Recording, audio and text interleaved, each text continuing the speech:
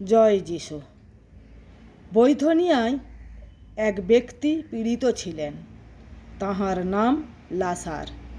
তিনি মরিয়ম ও তাহার ভগিনী মার্থার গ্রামের লোক।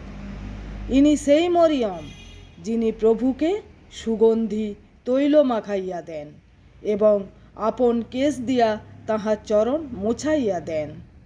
তাহারই ভ্রাতা লাসার পীড়িত ছিলেন। অতএব ভগিনীরা তাহাকে বলিয়া পাঠাইলেন, প্রভু, দেখুন, আপনি যাহাকে ভালোবাসেন তাহার পীড়া হইয়াছে। যিশু শুনিয়া কহিলেন, এ পীড়া মৃত্যুর জন্য হয় নাই, কিন্তু ঈশ্বরের গৌরবের নিমিত্ত, যেন ঈশ্বরের পুত্র ইহা দ্বারা গৌরবান্বিত হন। যিশু মার্থাকে ও তাহার ভগিনীকে এবং লাসারকে প্রেম করিতেন। যখন তিনি শুনিলেন যে তাহার পীড়া হইয়াছে, তখন যে স্থানে ছিলেন সেই স্থানে আর 2 দিবস রহিলেন। ইহার পরে তিনি শিষ্যগণকে কহিলেন, আইসো, আমরা আবার জিহুদিয়াতে যাই।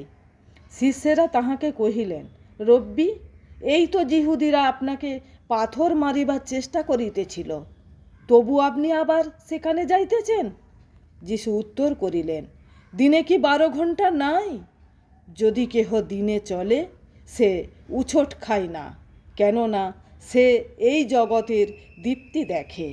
কিন্তু যদি কেহ রাত্রিতে চলে, সে উছোট খায়, কেননা দীপ্তি তাহার মধ্যে নাই। আমেন।